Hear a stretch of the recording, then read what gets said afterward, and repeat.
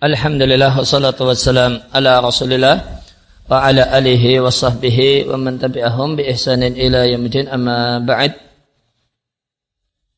Ikhwatul iman rahimani wa rahimakumullah, sebelum kita lanjutkan pelajaran tauhid dari kitab Al-Qaul Al-Mufid fi Adillati Tauhid karya Syekh Muhammad ibn Abdul Wahhab Al-Wasabi rahimallahu taala, berkenaan dengan apa yang kemarin kita baca tentang al-khauf, maka ada keterangan tambahan yang ingin saya bacakan.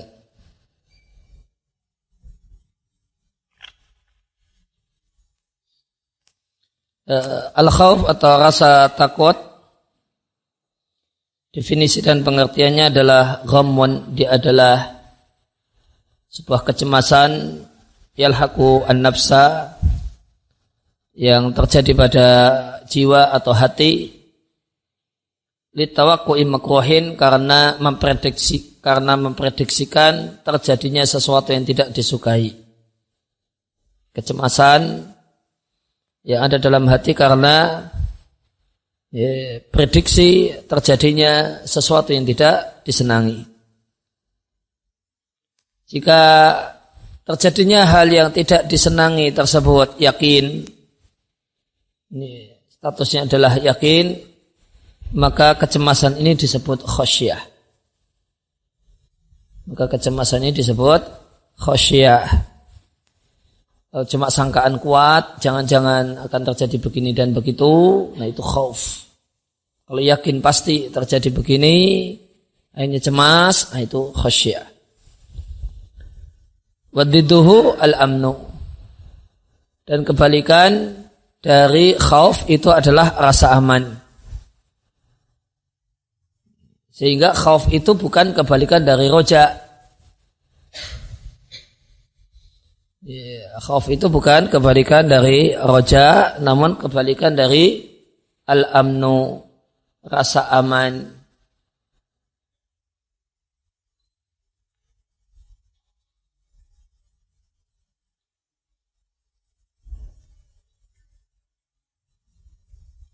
Dan seorang muslim dalam hidupnya tidak boleh tidak harus menggabungkan antara mahabbah, khauf dan roja. Ibnul Qayyim mengatakan, hati dalam perjalanannya menuju Allah itu bagikan seekor burung. Hati manusia, hati seorang hamba itu seperti seekor burung. Fal mahabbatu ra'suhu. Maka mahabbah adalah seperti kepala seekor burung. Wal khaufu wal roja'u janahahu. Sedangkan khauf dan roja' adalah dua sayapnya. Maka jika fa'idha sakana al-khauful qalba, jika al-khauf, rasa takut kepada Allah, itu telah mendiami hati, maka rasa takut ini akan mampu membakar mawadi' syahawat minha, tempat-tempat yang merupakan letak syahwat yang ada di dalam hati. Wa tarada dunya anha. Dan ketika rasa takut kepada Allah itu berada dalam hati seseorang, maka dia akan mengusir cinta dengan dunia yang ada dalam hati orang tersebut. Kemudian khauf itu ada dua level, ada khauf yang wajib dan ada khauf yang mustahab. Khauf yang wajib adalah rasa takut kepada Allah yang mendorong seorang hamba untuk melakukan yang wajib dan meninggalkan yang haram. Kemudian al-khauf al-mustahab, rasa takut kepada Allah yang mustahab adalah rasa takut kepada Allah yang mendorong seorang hamba untuk melakukan hal-hal yang dianjurkan dan meninggalkan hal-hal yang makruh.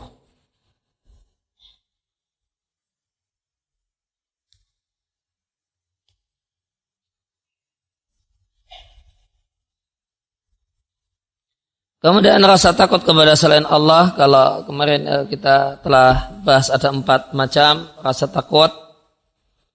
Rasa takut ibadah, rasa takut yang syirik, maksiat, kemudian tabi'i.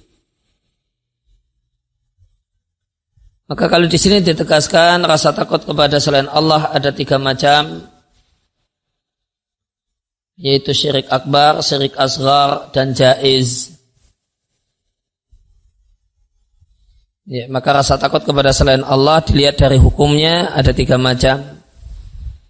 Rasa takut kepada selain Allah yang hukumnya syirkun akbar, kemusyrikan besar. Nah, ini yang disebut dengan khaufu sirri. Ya, rasa takut yang tersembunyi disebut juga dengan khaufu ta'alluhi, rasa takut yang nilainya ibadah. Yang rasa takut ini wajib hanya diberikan kepada Allah Subhanahu wa taala. Jika diberikan kepada selain Allah, maka kemusyrikan. Dan dia adalah rasa takut yang statusnya syirik akbar, rasa takut kepada berhala atau kepada makhluk dengan keyakinan bahasanya makhluk tersebut bisa menimpakan madarat atau menimpakan musibah, menimpakan sesuatu yang tidak disukai.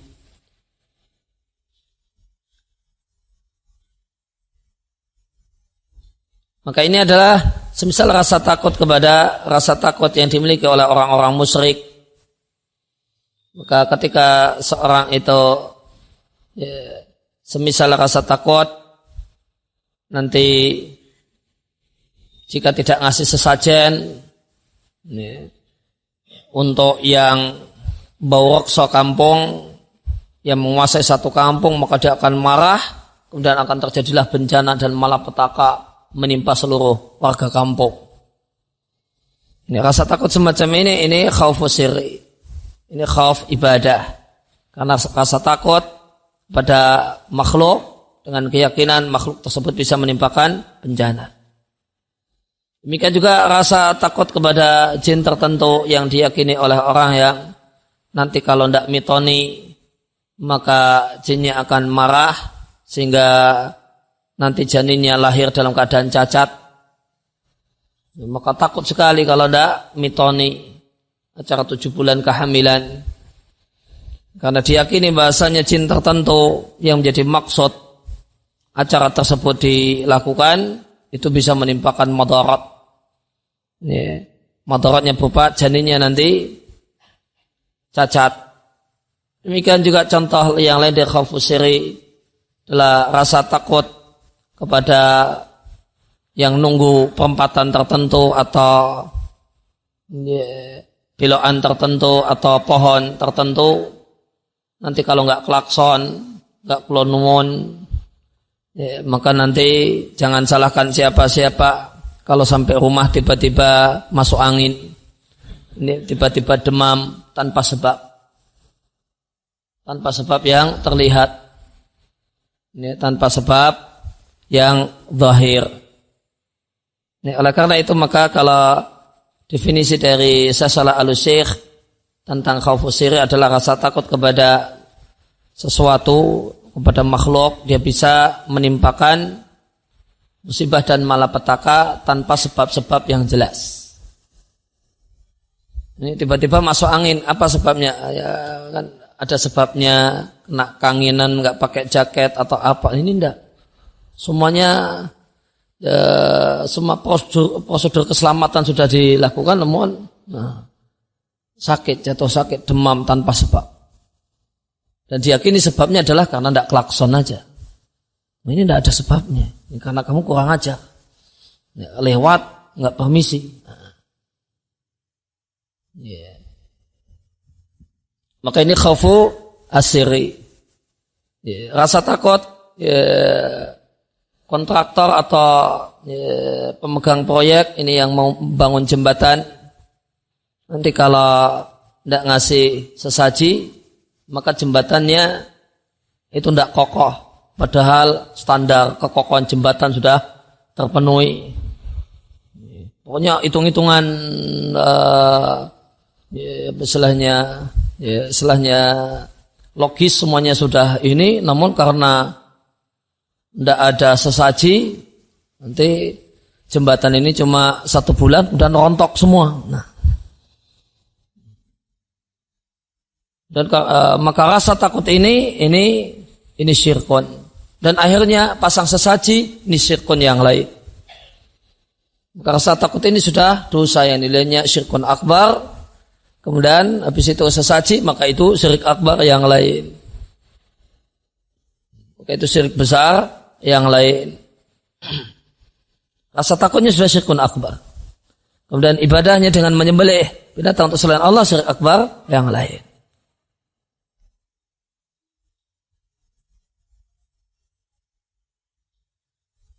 Ya, kemudian rasa takut pada selain Allah. Ya, di sini dikatakan syirkun asghar wa tarku wajibin aw fi'li muharramin khaufan minan nasi. Meninggalkan yang wajib atau melakukan yang haram karena takut kepada manusia. Sedangkan rasa takut yang jaiz kal khaufi tabi'i, yang boleh adalah rasa takut yang normal alami kepada serigala atau yang lain.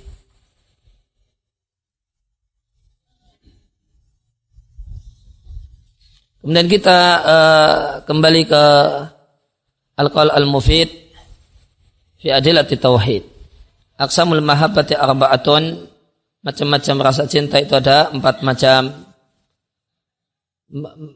Mahabbatu ibadatin, rasa cinta yang nilainya ibadah, itulah cinta kepada Allah dan mencintai orang yang Allah cintai.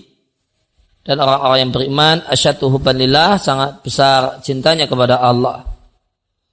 Kemudian mahabbah syirkiyah, ya, atau sebelumnya, dan tentu di penjelasannya rasa cinta tempatnya di hati, sehingga mahabbah itu adalah termasuk amal-amal hati. Ya, mahabbah ibadah itu disebut juga mahabbah al-khasah. Ini adalah mahabbah ubudiyah, adalah rasa cinta penghambaan yang mengharuskan menghinakan diri, kemudian mengharuskan ketundukan dan pengagungan kepada Allah Ta'ala. Dan rasa cinta ini termasuk dalam bagian tauhid uluhiyah, karena dia adalah ibadah dan tidak boleh disembah dan tidaklah disembah dengan sebenarnya kecuali dengan hak, dengan benar, kecuali Allah Azza wa Jalla. Dan rasa cinta ini tujib, mengharuskan pemiliknya untuk tadallul, merendahkan diri, mengagungkan dan memuliakan Allah. Utusmir, dan membuahkan bagi pemiliknya ketaatan kepada Allah Azza wa Jalla dan ketaatan pada Rasulnya sallallahu alaihi wasallam dan meninggalkan maksiat. Maka tidak boleh dicintai karena semata-mata zatnya kecuali Allah. Adapun selain Allah, fa imma an takuna mahabbatan fillah, maka dicintai karena Allah, semacam cinta kepada orang-orang yang beriman, atau mahabbah min ajlillah, atau mahabbah min ajlillah, mahabbah rasa cinta dikarenakan Allah, semacam rasa cinta kepada masjid, rasa cinta kepada waktu-waktu ibadah, tempat-tempat ibadah, dan yang lainnya.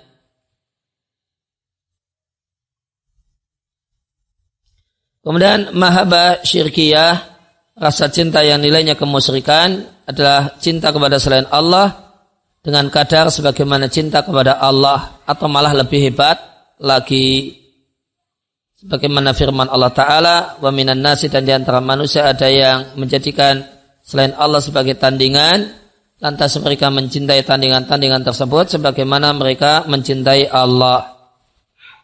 Penjelasannya, dikarenakan rasa cinta itu ibadah, maka siapa yang memberikannya kepada selain Allah, maka dia telah melakukan kemusyrikan.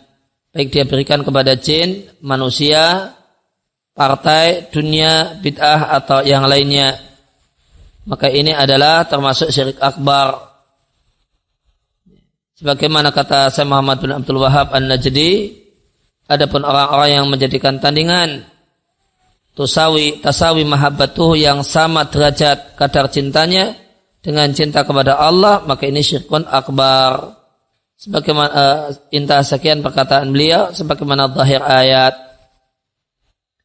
Dan firman Allah, mereka mencintai makhluk tersebut sebagaimana cintanya kepada Allah, ini mencakup 2 hal. yaitu cinta dalam sisi kaifiyah dan dalam sisi jenis. Adapun dari sisi jenis, manakala memberikan mahabbah ibadah, rasa cinta ibadah kepada selain Allah. Dari sisi kaifiyah adalah manakala memberikan kepada makhluk tersebut rasa cinta sebanyak kadar cinta kepada Allah atau lebih lagi. Wa hadza syirkun akbar, ini adalah syirik besar. Kemudian cinta yang maksiat adalah menyintai dan menyukai sesuatu yang haram dan bid'ah, semacam mencintai para pelaku maksiat, ahlul bid'ah dan ahlul ahwa, wa ghairu dalika, dan yang lainnya yang merupakan rasa cinta yang menyelisihi syariat. Penjelasannya, cinta jenis ini adalah hasil dari lemahnya iman. Jika tidak lemah iman, maka tidaklah mungkin terkumpul rasa cinta kepada Allah dan rasa cinta dan mencintai sesuatu yang Allah benci. Tidak mungkin kumpul dalam hati seorang mukmin yang sempurna imannya. Adapun hadis yang ada dalam Sahih Bukhari, ada seorang yang dihadapkan pada Nabi SAW karena minum khamar. Lantas sebagian orang mengatakan semoga Allah melaknatnya, betapa seringnya dia didatangkan ke sini karena kasus minum khamar. Lantas Rasulullah SAW bersabda, janganlah engkau melaknatnya, demi Allah dia mencintai Allah dan Rasulnya. Maka di sini maknanya dan maksudnya adalah, hadis ini adalah dalil bahasanya orang yang mencintai Allah dan Rasulnya qad yaqa'u, boleh jadi terjatuh dalam satu kemaksiatan atau lebih.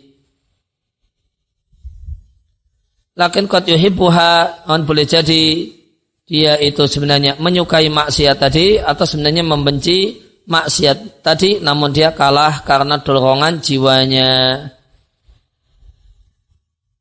Kemudian cinta yang tabi'i, alami atau normal, semacam cinta pada anak, istri, pada diri sendiri, harta, dan yang lainnya yang merupakan hal-hal yang mubah.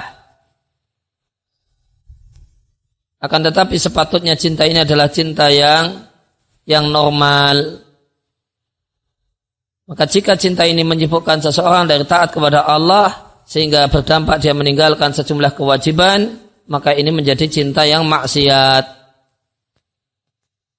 Dan jika cinta ini torot, kelewat batas, melampaui batas terhadap hidupnya dan hatinya, akhirnya dia cintai anak dan istrinya dengan kadar sebagaimana cinta kepada Allah atau lebih hebat lagi, maka ini mahabbah syirkiyah. Maka ini cinta yang nilainya adalah kemusyrikan.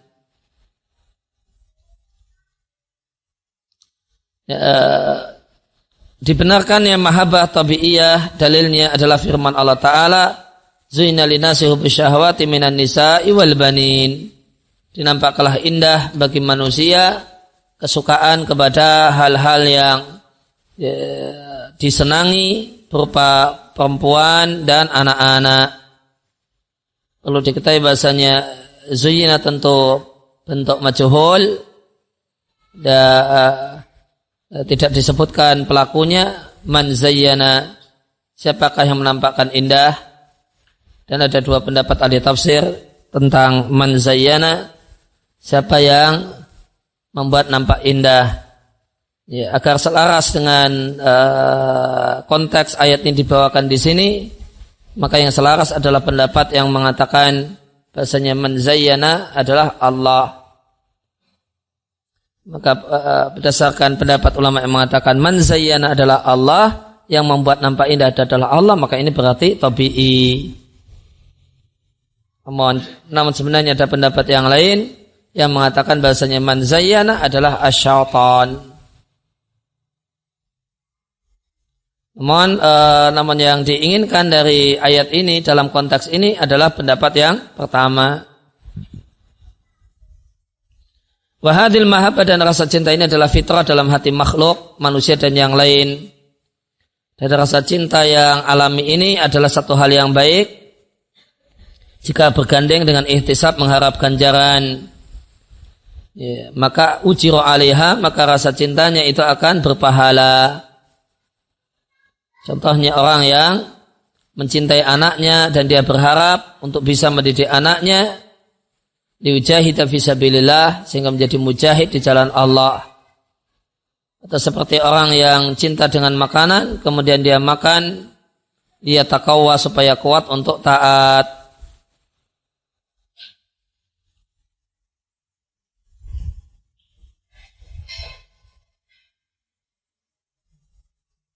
Ya, kemudian tentang cinta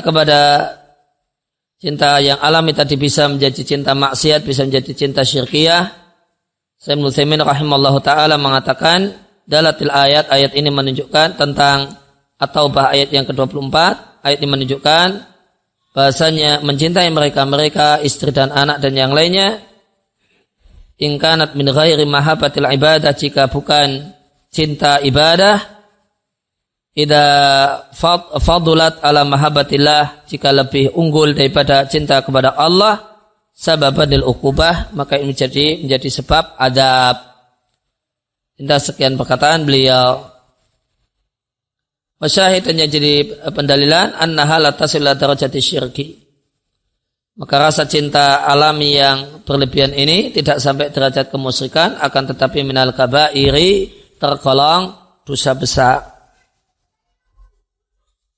Ya, kemudian kita lanjut pada pembahasan selanjutnya, haramnya berdoa dan meminta kepada selain Allah. Penjelasannya, berdoa kepada selain Allah fi malaiktir alaihi illallah, dalam perkara yang tidak mampu diwujudkan kecuali oleh Allah, adalah syirik akbar yang mengeluarkan pelakunya dari agama. Baik yang dimintai itu adalah ya, makhluk yang masih hidup ataupun telah meninggal dunia, jin, manusia atau yang lain. Adapun meminta kepada orang yang hadir, orang yang ada dalam satu lokasi, dalam perkara yang mampu dia wujudkan dengan keyakinan bahasanya itu semata-mata sebab, sedangkan perkara seluruhnya adalah di tangan Allah Ta'ala, maka ini satu hal yang boleh, sebagaimana firman Allah Ta'ala tentang Musa, fastarosahul ladzi min syi'atihi, maka minta tolong kepada Musa seorang yang berasal dari golongannya Musa, yaitu Bani Israel.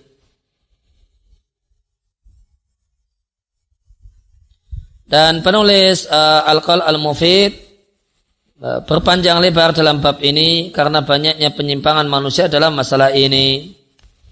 Dan ayat-ayat yang disebutkan oleh penulis di bab ini menjelaskan hakikat al-mad'uin, makhluk yang dimintai selain Allah. Wa ya katali, dan itu adalah sebagai berikut. Maka minal mad'uin, di antara orang yang dimintai ada makhluk yang terusir dari rahmat Allah, semacam setan yang terkutuk. Maka dia tidak memiliki manfaat untuk dirinya, lebih-lebih memberikan manfaat untuk orang lain. Ini ada di An-Nisa 117-118, yaitu yad'una min dunillah ila inatha. Tidaklah mereka berdoa dan minta kepada selain Allah kecuali inatha, pada perempuan. Wa yad'una illa syaitanan marida, dan tidaklah mereka minta kepada kecuali setan yang kurang ajar. La'anahullah, Allah melaknatnya. Waqal, setan mengatakan, la attakhidanna min ibadika nasiban mafruḍa, sungguh akan aku jadikan di antara hamba-hambamu nasiban, bagian, mafruḍan, yang telah ditentukan.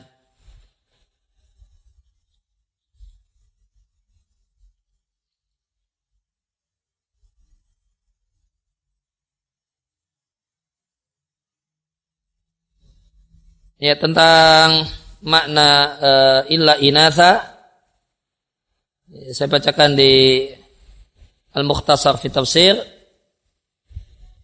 Maka makna ayat ini, tidaklah mereka orang musyrik menyembah dan minta-minta kepada bersama Allah illa awsanan, kecuali berhala-berhala yang diberi nama dengan nama-nama perempuan, dengan nama-nama mu'annas.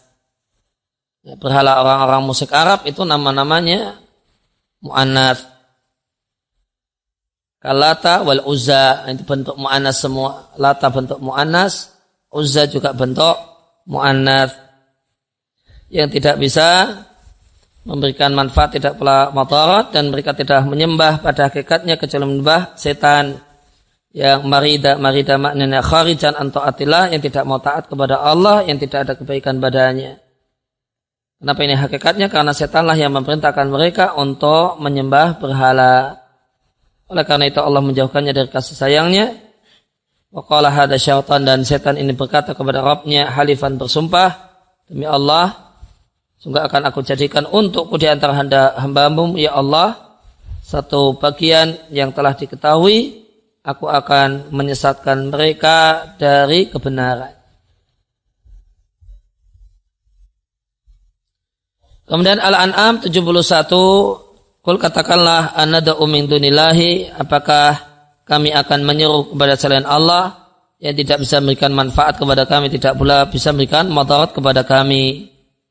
Wa nuratu, dan kami akan dikembalikan ke belakang setelah Allah memberikan petunjuk kepada kami.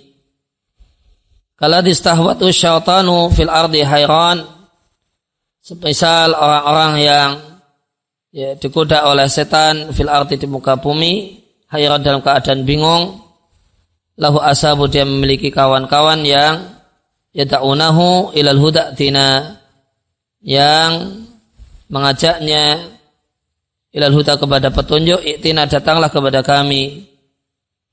Qul katakanlah wahai Muhammad, sesungguhnya petunjuk Allah itulah sebenar-benar petunjuk, wa umirna, dan kami diperintahkan untuk pasrah kepada Rabb semesta alam.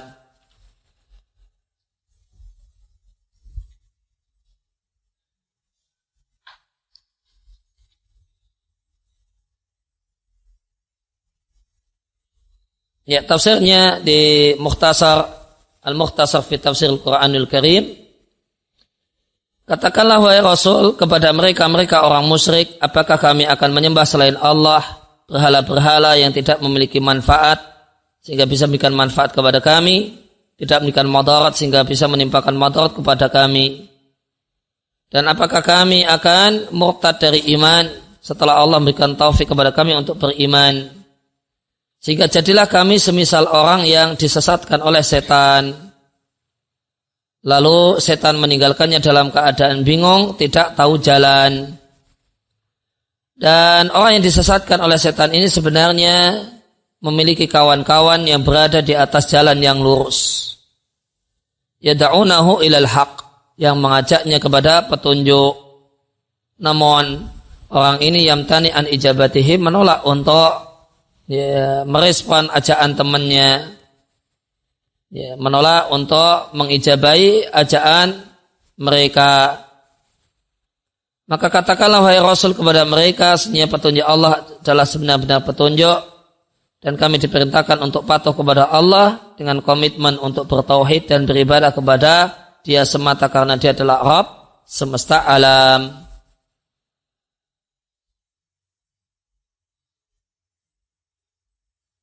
Ya, maka istawat syaitan fil ardi hayran, itu tadi dimaknai dengan disesatkan oleh setan di satu tempat, ya, di fil ardi hayran dalam keadaan bingung.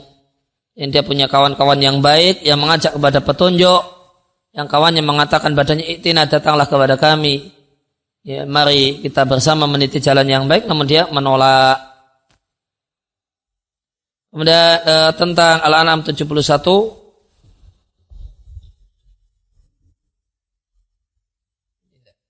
kita baca dulu aja. Kemudian di Al-A'raf 194, sesungguhnya orang-orang yang makhluk-makhluk yang kalian seru min dunillah selain Allah adalah hamba-hamba semisal kalian. Fada'uhum, panggillah mereka, falyastajibu lakum, maka hendaklah mereka mengabulkan panggilan kalian jika kalian adalah orang-orang yang benar.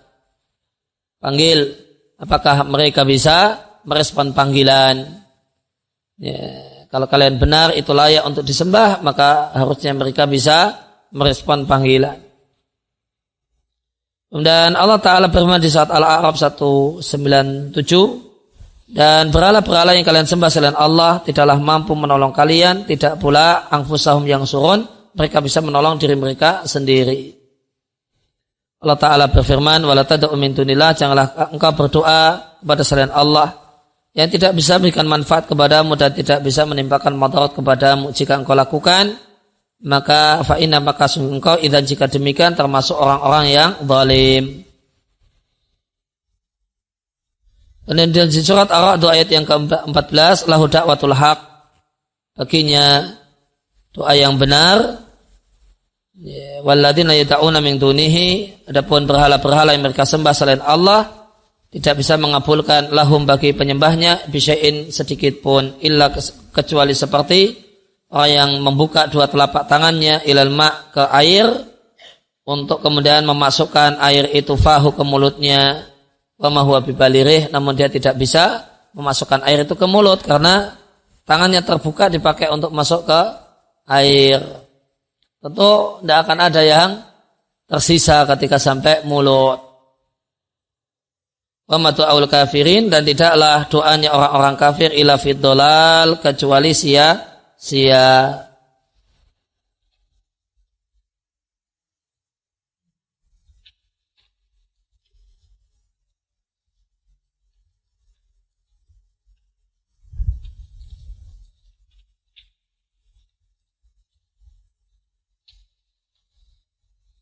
Kalau kita lihat tafsirnya,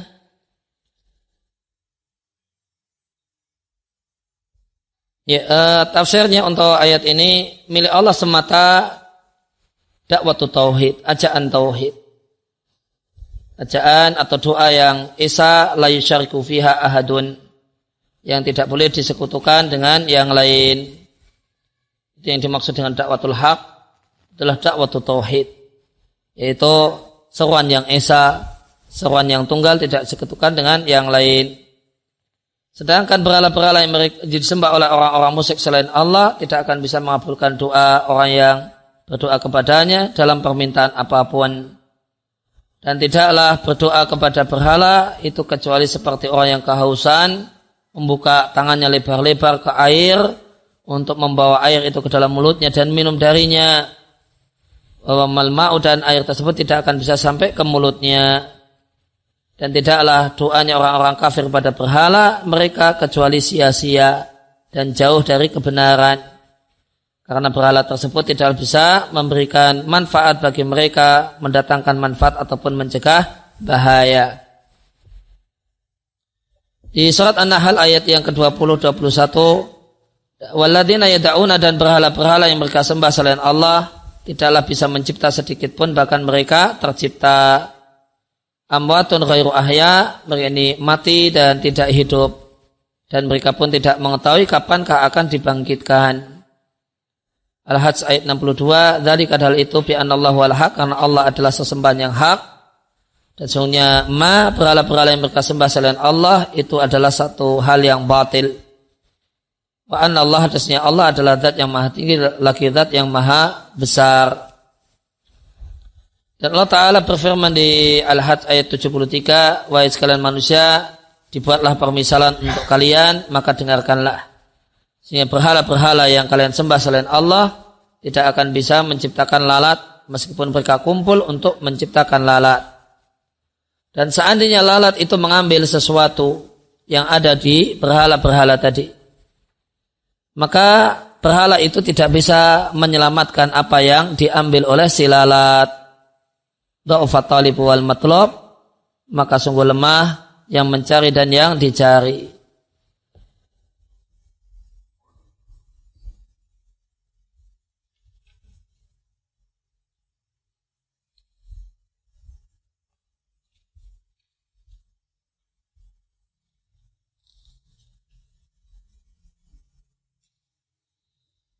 Penjelasan untuk ayat ini, tafsir untuk ayat ini, wahai sekalian manusia, disampaikan kepada kalian permisalan, maka dengarkanlah dan ambillah pelajaran darinya. Sesungguhnya yang kalian sembah, berhala-berhala yang kalian sembah selain Allah tidak bisa menciptakan lalat meskipun lalat itu demikian kecil. Mereka tidak bisa menciptakan karena mereka tidak berdaya dan tidak bisa apa-apa. Meskipun mereka seluruhnya kumpul untuk menciptakan lalat, mereka tidak bisa menciptakannya.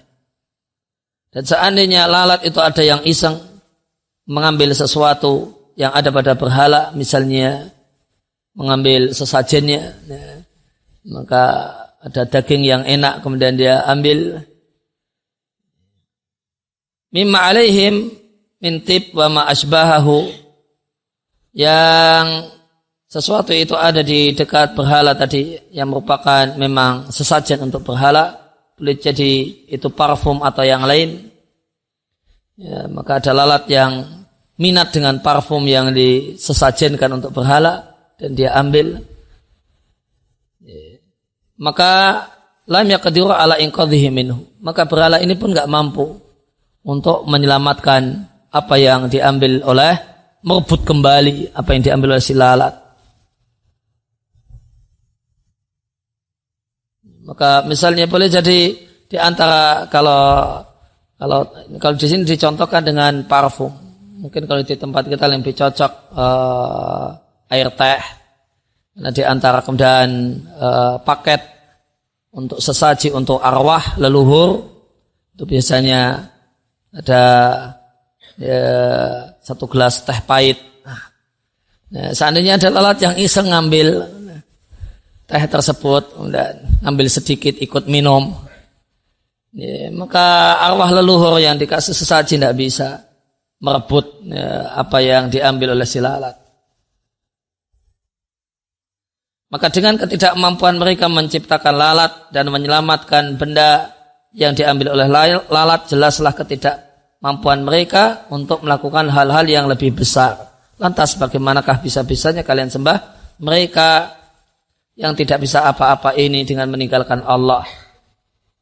Dha'ufa hadza talib wa wasonam al-ma'bud. Talib di sini maknanya adalah berhalanya. Dha'ufa maka lemahlah hadza talib yang mencari, yaitu as-sonam al-ma'bud, yaitu berhala yang disembah-sembah yang tidak bisa menyelamatkan apa yang diambil oleh lalat. Ya, mencari di sini artinya mencari dalam artian merebut apa yang diambil oleh lalat. Wa dha'afa hadzal matlub, padahal yang dicari itu juga lemah, yaitu lalat. Matlub, yang dimaksud dengan matlub adalah lalat.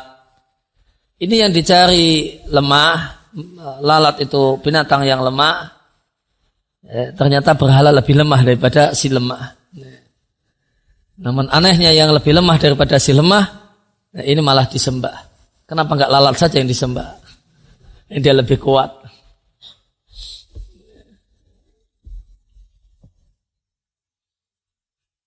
Kemudian Al-Mu'minun 117, dan siapa yang berdoa bersama Allah, dia berdoa kepada sesembahan yang lain yang tidak ada bukti baginya kalau itu adalah layak untuk disembah, maka perhitungannya di sisi Rabbnya sungguh tidak akan beruntung orang-orang kafir. Maka ini dalil bahwasanya orang yang berdoa kepada selain Allah itu kafir. Fala tad'u ma'allah ilahan akhar, maka janganlah engkau berdoa di samping berdoa kepada Allah, berdoa kepada sesembahan yang lain. Fatakuna minal mu'adzabin, maka engkau akan termasuk orang-orang yang diazab. Allah Ta'ala berfirman, dan janganlah engkau berdoa bersama Allah sesembahan yang lain. Tiada sesembahan yang berhak disembah melainkan Dia, Allah. Semuanya binasa kecuali wajahnya. Lalu hukum milik Allah lah hukum, wa ilaihi turja'un, dan hanya kepada Allah kalian akan dikembalikan.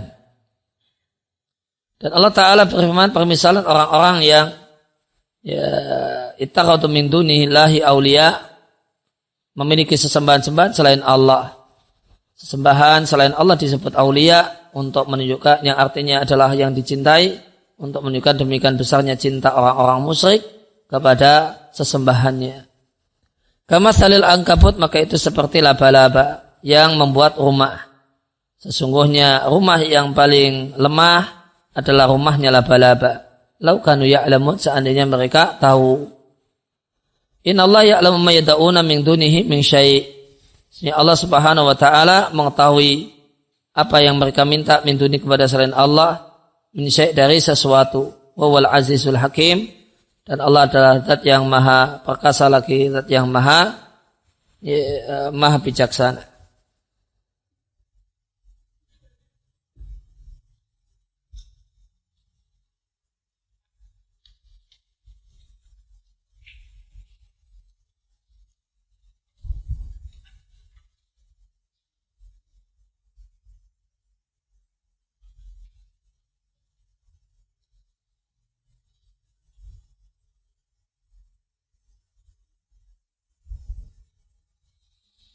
Ya, penjelasan atau tafsir ringkasnya, permisalan orang-orang musyrik yang menjadikan selain Allah sebagai berhala-berhala yang mereka sembah dan mereka menyembah berhala tersebut mengharap manfaat dan syafaatnya adalah seperti laba-laba yang membuat rumah yang diharapkan rumah ini bisa melindunginya dari makhluk-makhluk yang lain yang mendolimi si laba-laba.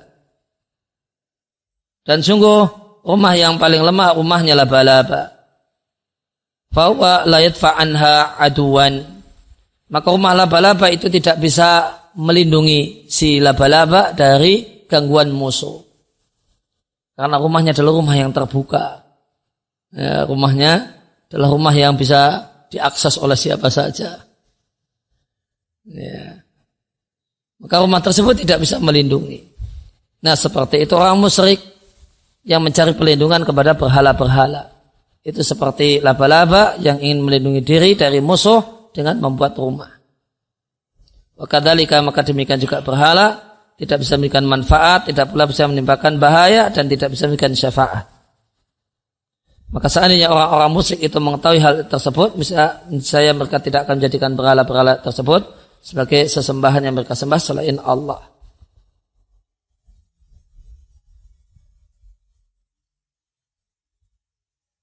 Sesungguhnya Allah mengetahui ma ya'budunahu min dunihi, apa yang mereka sembah selain Allah, dan tidak ada satupun yang samar bagi Allah, dan Dia adalah zat yang maha perkasa yang tidak bisa dikalahkan, dan zat yang maha bijaksana dalam masalah mencipta, dalam masalah memberikan ukuran dan pengaturan.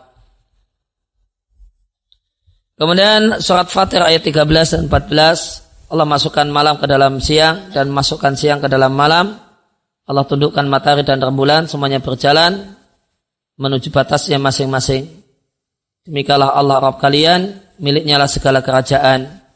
Dan berhala-berhala yang kalian sembah selain Allah tidaklah memiliki kepemilikan min kitmir sedikit pun. Jika kalian panggil berhala-berhala tersebut, berhala itu tidak mendengar panggilan kalian. Seandainya mereka mendengar, tidak bisa merespon. Dan pada hari kiamat, berhala itu akan kafir dan ingkar dengan kemusyrikan kalian. Wala yunabbi'uka mithlu khabir, dan tidak akan bisa memberikan kabar kepadamu semisal Allah zat yang maha mengetahui.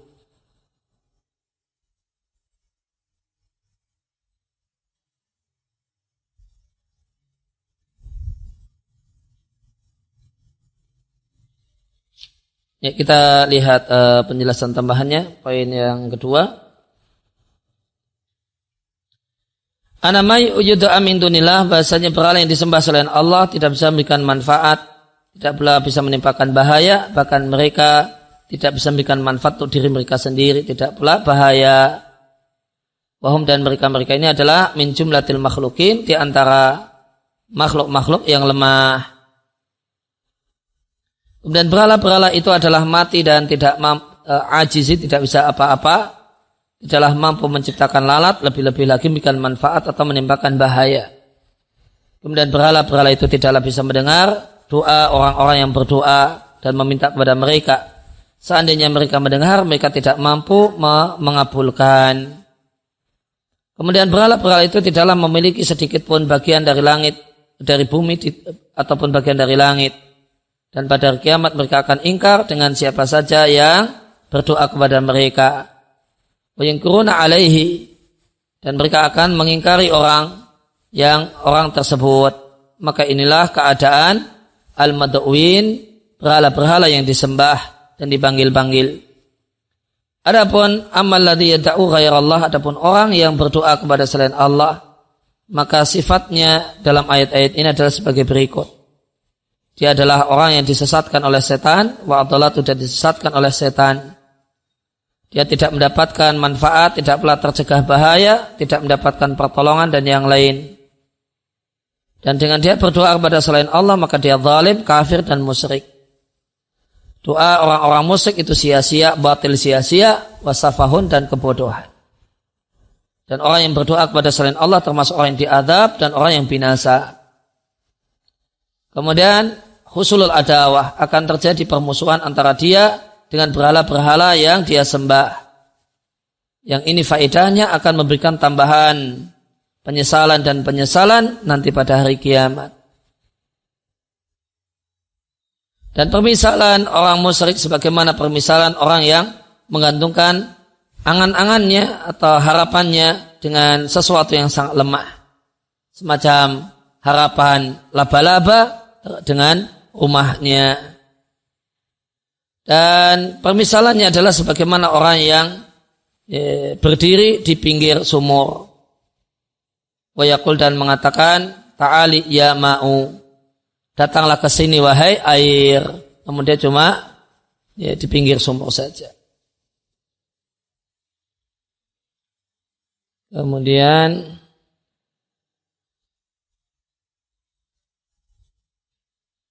tentang Fatir ayat 13 dan 14 dikatakan ayatnya adalah tegas bahasanya berdoa kepada selain Allah adalah kemusyrikan.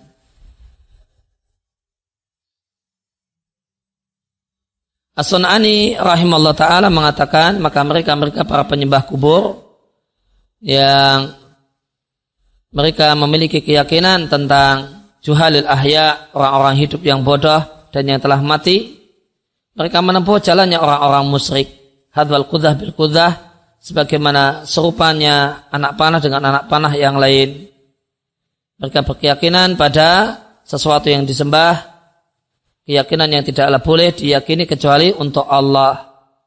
Mereka memanggil-manggil berhala-berhala tersebut ketika mereka berada dalam kesusahan. Indah sekian perkataan Sun'ani. Waqal fayalil uqul aina dhahabat. Sun'ani juga mengatakan, wahai akal, kemanakah akal itu pergi? Kemudian ya li syara'i, wahai syariat bagaimanakah tidak dimengerti? Sesungguhnya berhala-berhala yang kalian sembah selain Allah adalah hamba-hamba amsalukum semisal kalian. Sekian kutipan dari kitabnya Sun'ani, judulnya Tadhirul Al-I'tiqad. Kemudian kembali ke ayat tentang masalah ini di Az-Zumar ayat 38. Jika engkau tanyakan pada mereka orang-orang musyrik siapakah menciptakan langit dan bumi, misalnya mereka akan mengatakan Allah yang menciptakannya. Kalau katakanlah Muhammad, apa pendapatmu tentang ma tada'una min dunillah, berhala yang kalian sembah selain Allah? Jika Allah menginginkan menimpakan bahaya untukku, apakah berhala-berhala tersebut bisa menghilangkan bahaya yang ingin Allah timpakan? Atau Allah ingin memberikan rahmah, yaitu nikmat, maka apakah berhala itu bisa mencegah dan menahan rahmat yang ingin Allah berikan? Katakanlah cukuplah Allah bagiku, alaihi hanya kepada Allah bertawakallah orang-orang yang bertawakal. Kemudian Allah Ta'ala juga berfirman di surat Al-Ahqaf, katakanlah wahai Muhammad dan umumkanlah apa pendapat kalian tentang apa yang kalian sembah selain Allah. Tunjukkanlah kepadaku apa yang mereka ciptakan minal ardi di bumi.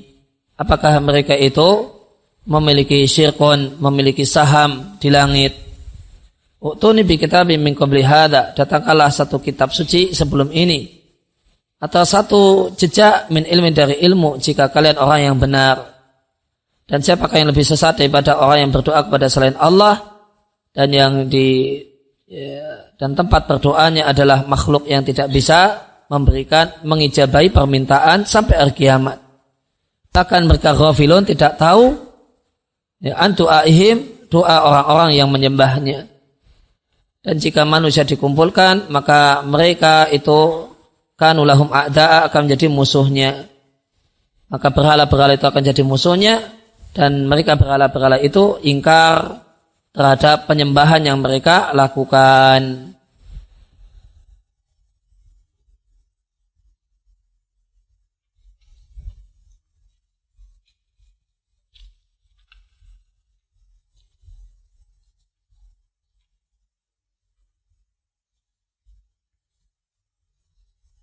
Kita lihat tafsirnya Al-Ahqaf ayat 4.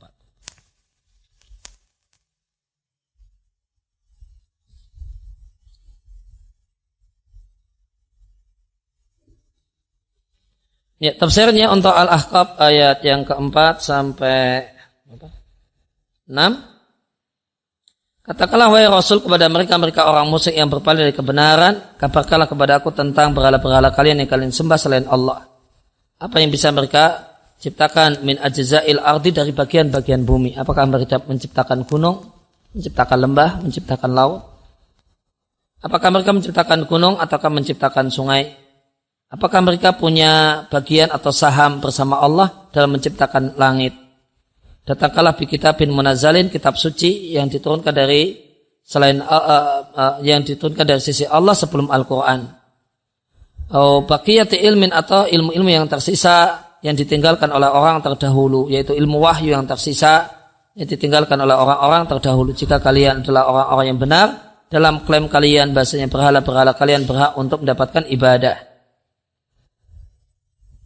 maka tidak ada yang lebih sesat dibandingkan orang yang menyembah selain Allah, yaitu menyembah berhala yang tidak bisa mengabulkan doanya sampai hari kiamat. Dan berhala-berhala yang mereka sembah selain Allah ini juga tidak mengetahui doa para penyembahnya. Tahu saja tidak, lebih-lebih lagi bisa memberikan manfaat atau memberikan madarat. Di samping mereka ini tidak bisa memberikan manfaat kepada yang menyembahnya di dunia, maka berhala-berhala ini ketika dikumpulkan pada hari kiamat, mereka akan jadi musuh bagi orang-orang yang menyembahnya. Mereka akan berlepas diri kepada orang-orang yang menyembahnya dan mengingkari.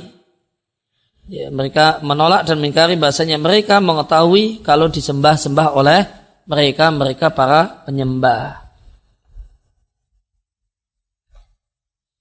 Dan Allah Ta'ala berfirman di surat Al-Jin, dan masjid-masjid itu milik Allah, maka janganlah kalian berdoa bersama Allah dengan yang lain ketika di masjid ataupun di luar masjid. Qul katakanlah inna ma'ada rabbi, aku hanyalah berdoa pada Rabbku dan aku tidak menyekutukan Rabbku dengan sesuatu apapun. Katakanlah wahai Muhammad, sesungguhnya aku tidaklah memiliki bagi kalian madarat, tidak pula petunjuk. Dan ayat-ayat dalam bab ini sangatlah banyak. Kemudian dari An-Nu'man bin Bashir radhiyallahu anhuma, Rasulullah sallallahu alaihi wasallam bersabda, "Ad-du'a huwal ibadah." Ya, doa itulah ibadah. Penjelasannya dalalatul hadis, maka hadis ini menunjukkan secara jelas bahasanya doa adalah ibadah. Dan penunjukannya satu hal yang jelas, maka siapa yang memberikan doa kepada selain Allah, maka dia telah melakukan kemusyrikan. Tsumma qara'a, kemudian Nabi membacakan ayat di surat Ghafir atau surat Al-Mu'min ayat yang ke-60, dan Rabbmu berdoa dan Rabbmu berfirman, berdoalah kepadaku, saya akan aku kabulkan. Orang-orang yang sombong untuk beribadah kepadaku, mereka akan masuk ke dalam neraka dalam keadaan hina. Dan dari Abdullah bin Abbas radhiyallahu anhuma, dia membonceng di belakang Rasulullah sallallahu alaihi wasallam pada suatu hari. Lantas Rasulullah sallallahu alaihi wasallam berkata kepadanya, wahai anak kecil, sesungguhnya akan aku ajarkan kepadamu beberapa kalimat. Jagalah Allah, niscaya Allah akan menjagamu. Jagalah Allah, niscaya engkau akan jumpai Allah ada di hadapanmu. Jika engkau minta, mintalah pada Allah. Jika engkau minta tolonglah kepada Allah. Dan ketahuilah bahasanya umat manusia, seandainya mereka berkumpul untuk menimpakan bahaya kepadamu dengan satu hal, mereka tidak akan bisa menimpakan bahaya kepadamu kecuali satu hal yang telah Allah takdirkan untukmu. Dan jika semua manusia kumpul untuk memberikan manfaat kepadamu dengan satu hal, mereka tidak akan bisa memberikan manfaat kepadamu kecuali dengan sesuatu yang memang telah Allah takdirkan untukmu. Maka sungguh pena-pena telah diangkat dan lembaran-lembaran telah kering. Ya, penjelasannya, hadis ini ada di Sahih Al-Jami', dinilai Sahih oleh Al-Albani di Sahih At-Tirmidzi. Dan hadis ini gamblang bahasanya doa adalah ibadah, tidak boleh diberikan kepada selain Allah.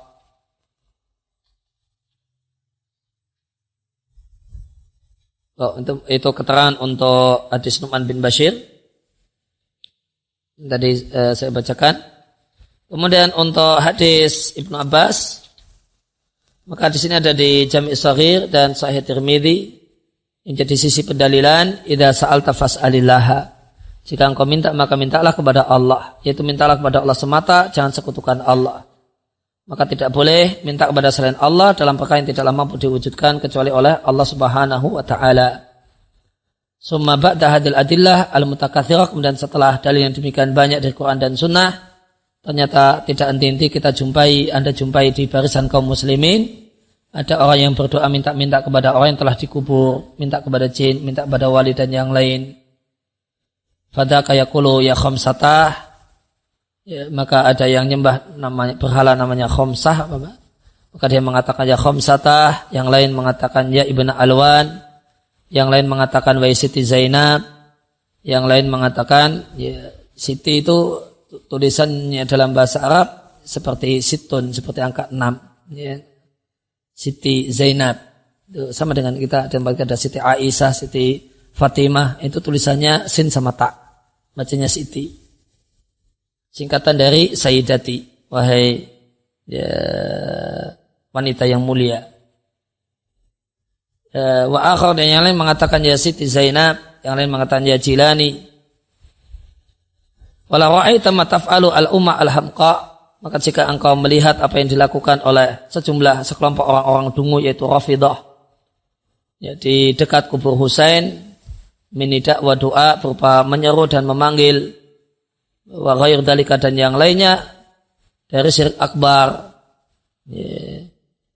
Di antara bentuk kedunguannya adalah untuk datang ke kubur Husain itu harus tidak boleh jalan kaki, namun harus jalan merayap, ya, harus jalan merayap sejauh 100 meter atau apa, ya. Maka ini menyiksa diri yang tidak ada manfaatnya dan adalah bagian dari al-hamqa, bagian dari kedunguan. Minasyirk al-akbar merupakan syirik akbar. Ya. Dan seandainya Anda melihat apa yang dilakukan oleh sekelompok orang-orang yang bahlul, ya, jamaknya balha, ya,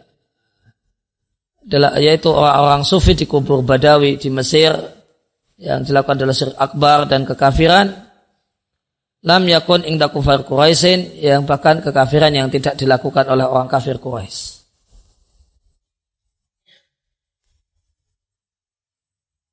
Maka semoga Allah tidak memberikan balasan kebaikan kepada sufi dan orang-orang Rafidah dan Syiah atas kelakuannya terhadap kaum muslimin. Wala haula wala quwata illa billahil azim. Kemudian nazar adalah ibadah, dan ibadah tidaklah boleh kecuali untuk Allah. Allah Ta'ala berfirman, dan semua infak yang kalian berikan dan nazar yang kalian ucapkan, maka Allah mengetahuinya. Dan tidak ada penolong bagi orang-orang yang zalim. Allah Ta'ala berfirman, dan inilah ketika istri Imran berkata, wahai Rabbku, sesungguhnya aku nadarkan bagimu ma fi batni, apa yang ada di perutku, muharraran, murni untukmu, terbebas dari yang lainnya, itu terbebas dari kewajibannya untuk berbakti kepada aku, berbakti kepada ibunya. Maka anak ini saya bebaskan dari kewajiban untuk melayani, ya, orang tuanya, karena dinadarkan untuk Allah. Fataqabbal minni, maka terimalah dariku, ya, engkau zat yang maha mendengar lagi zat yang maha mengetahui. Allah Ta'ala berfirman, katakanlah jika kalian menyembunyikan apa yang ada di dada kalian atau kalian menampakkannya, sama saja Allah mengetahuinya. Karena Allah mengetahui apa yang ada di langit dan apa yang ada di bumi, dan Allah maha kuasa atas segala sesuatu.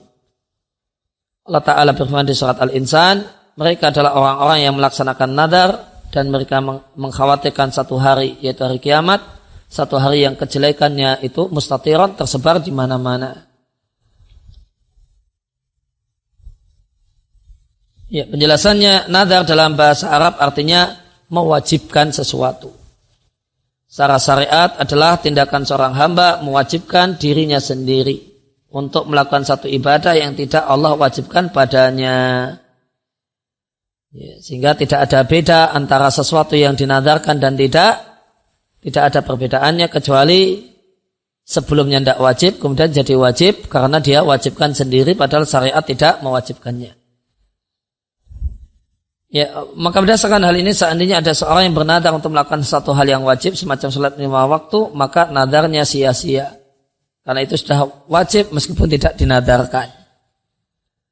Ya, maka nadar itu hanya tertuju untuk sesuatu yang belum wajib. Boleh jadi dia mubah, boleh jadi dia mustahab.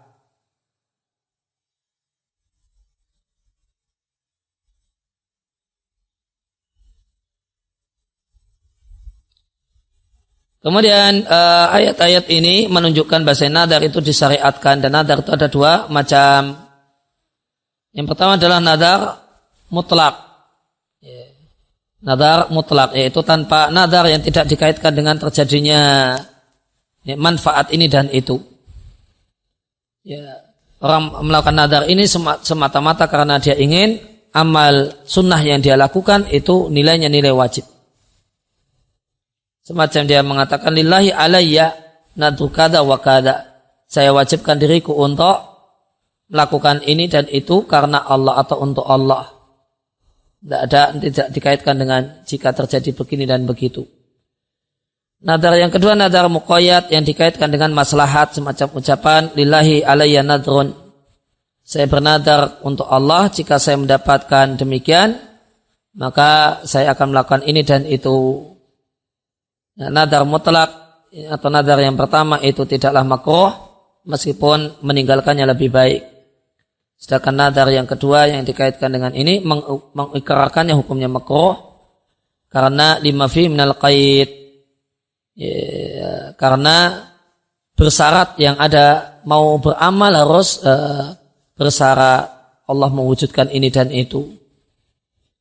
Dan nadar muqayyad inilah yang Nabi maksudkan dalam sabdanya innama yustakhraju bihi minal bakhil.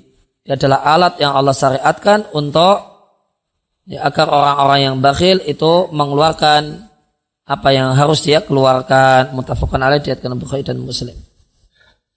Sedangkan nadar itu dari sisi disyariatkan ataukah tidak terbagi menjadi tiga macam. Nadar yang masru', nadar yang disyariatkan, yaitu nadar untuk melakukan satu hal yang mustahab. Dan nadar dan maksiat semacam nadar untuk melakukan maksiat atau bid'ah dan semacam itu minal mukhalafat, pelanggaran-pelanggaran syariat. Dan nadar yang statusnya syirkun semacam nadar lil masyahid untuk kubur. Masyahid adalah kubur yang sudah dibangun megah, dan untuk kubur untuk wali, untuk jin sebagaimana ditunjukkan oleh ayat di surat Al-An'am dan ayat di surat An-Nahl.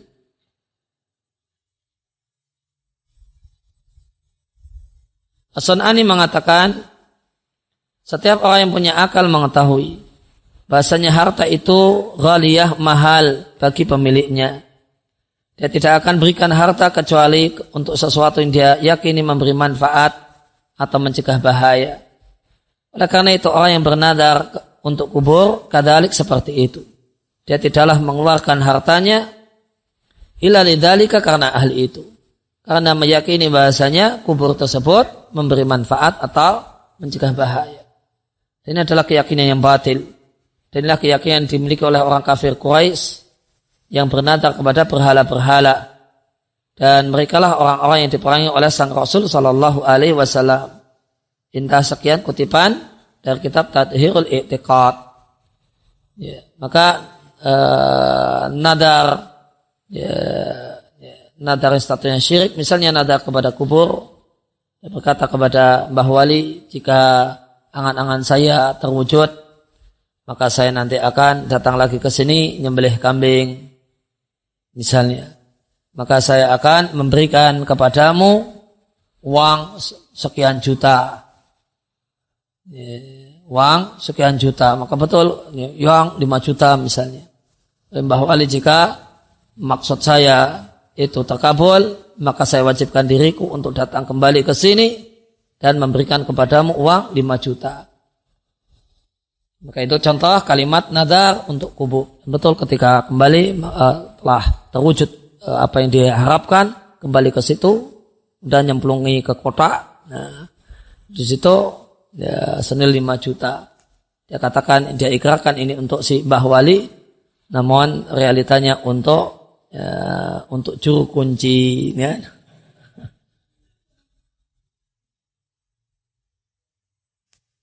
Syekhul Islam Taimiyah rahimahullah ta'ala mengatakan ada penadar untuk selain Allah, karena dari semacam nadar untuk berhala, untuk matahari dan kubur adalah syirik. Satu hal yang tidak boleh dilaksanakan, wajib tobat darinya. Dan pelakunya jika mati dalam keadaan demikian, maka dia mati dalam keadaan musyrik. Sesalah Al-Fauzan mengatakan, dengan ini jelaslah bahasanya menyuguhkan nadar dan kurban lil masyahid untuk kubur, wal mazarat dan kubur yang ramai dikunjungi, adalah syirkun, adalah kemusyrikan, sebabnya karena menyelisih petunjuk Nabi Shallallahu Alaihi Wasallam dalam berkenaan dengan masalah membangun kubur.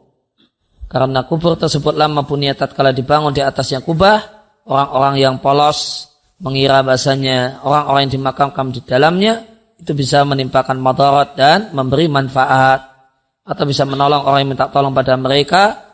Akhirnya mereka suguhkan kepadanya an-nuzur, sejumlah nadar-nadar. Ya, tadi disebut ada ayat di surat Al-An'am yaitu 136, dan mereka jadikan mimma dzara'a, dari apa yang Allah ciptakan, minal harthi berupa tanaman, wal an'am dan binatang ternak, nasiban bagian. Faqala, lantas mereka mengatakan hadza lillahi bizamihim, ini dinadarkan untuk Allah dengan sangkaan mereka, wa hadza li syurakaina, sedangkan ini untuk sekutu-sekutu kami. Maka apa yang diniatkan untuk sekutu-sekutu mereka tidak akan sampai kepada Allah, dan apa yang kana lillahi dimaksudkan untuk Allah itu sampai kepada sekutu-sekutu mereka. Betapa jelek hukum yang mereka tetapkan. Surat Al-An'am 136. Lihat.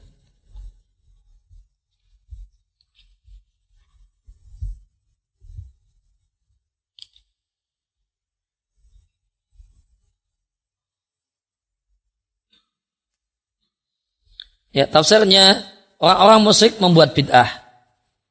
Ya. Ibtada'a al-musyrikun billahi, dengan mereka jadikan untuk Allah mimma khalaqa, dari apa yang Allah ciptakan berupa tanam-tanaman dan binatang ternak bagian. Mereka beranggapan ini adalah untuk Allah, dan bagian yang lain untuk berhala-berhala mereka.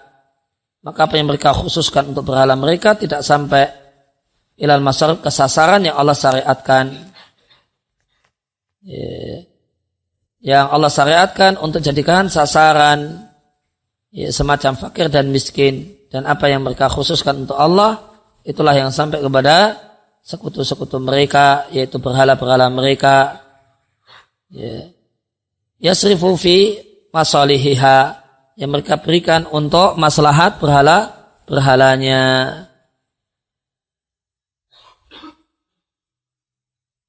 Sungguh jelek hukum dan pembagian mereka. Jadi ini ada binatang tertentu dinadarkan untuk Allah. Ya, dinadarkan untuk Allah, nanti tidak boleh ditunggangi dan seterusnya. Tidak boleh disembelih dan sebagainya. Dan ada binatang-binatang tertentu yang mereka tujukan untuk berhala-berhala mereka. Dan di surat An-Nahl ayat yang ke-56, wa yaj'aluna lima la ya'lamuna nasiban mimma razaqnahum, dan mereka jadikan untuk sesuatu yang tidak mereka ketahui bagian dari apa yang rezeki yang kami berikan pada mereka. Demi Allah kalian akan ditanyai tentang apa kebohongan yang kalian lakukan. Dan dari Bunda Aisyah radhiallahu anha, dari Nabi sallallahu alaihi wasallam, Nabi bersabda, siapa yang bernadar untuk taat pada Allah maka hendaklah dia melakukan ketaatan. Siapa yang bernadar untuk melakukan kemaksiatan maka janganlah dia berbuat maksiat. Ya, maka penulis Al-Qalam Mufid mengatakan nadar untuk selain Allah dalam maksiat tidak boleh dilaksanakan. Dan siapa yang bermaksiat kepada bernadar untuk melakukan maksiat maka janganlah dia maksiat kepada Allah. Hadil adilah, dalil-dalilnya adalah dalil wajibnya melaksanakan nadar jika disyariatkan, atau membayar kafarah jika tidak melaksanakan nadar tersebut. Ada penadar maksiat maka tidak boleh dilakukan, tidak boleh dilaksanakan. Walal wafa'u bihi mimman, dari orang yang waqa'afi, terjumus ke dalam nadar semacam ini, dan kewajiban dia membayar kafarah untuk nadar maksiat tersebut. Demikian menurut pendapat sejumlah ulama. Kemudian haramnya menyembelih untuk selain Allah. Dari Ali bin Abi Thalib radhiyallahu anhu, Rasulullah sallallahu alaihi wasallam bersabda, Allah melaknat orang yang menyembelih untuk selain Allah. Allah Ta'ala berfirman di surat Al-An'am, katakanlah sesungguhnya salatku, sembelihanku, hidup dan matiku untuk Allah Rabb semesta alam. Dia ada sekutu baginya, dan karena itu aku diperintahkan, dan aku adalah orang yang pertama kali berislam. Nusuki maknanya sembelihanku, ibadati dan wa ibadati dan ibadahku dan hajiku. Allah Subhanahu wa taala juga berfirman, salatlah ikhlas untuk Rabbmu dan sembelihlah kurban ikhlas untuk Rabbmu. Kata penulis Al-Qaul Mufid, bisa disimpulkan dari dalil-dalil ini bahasanya menyembelih itu ibadah dan ibadah tidak boleh ditujukan kecuali untuk Allah. Maka siapa yang menyembelih tujuannya untuk mencari ridha selain Allah semacam jin, kubur atau yang lain, maka dia berhak untuk mendapatkan laknat, yaitu diusir dari rahmat Allah, kecuali jika dia bertobat kepada Allah. Siapa yang bertobat maka Allah akan menerima tobatnya. La'anallahu man dzabaha li ghairillah.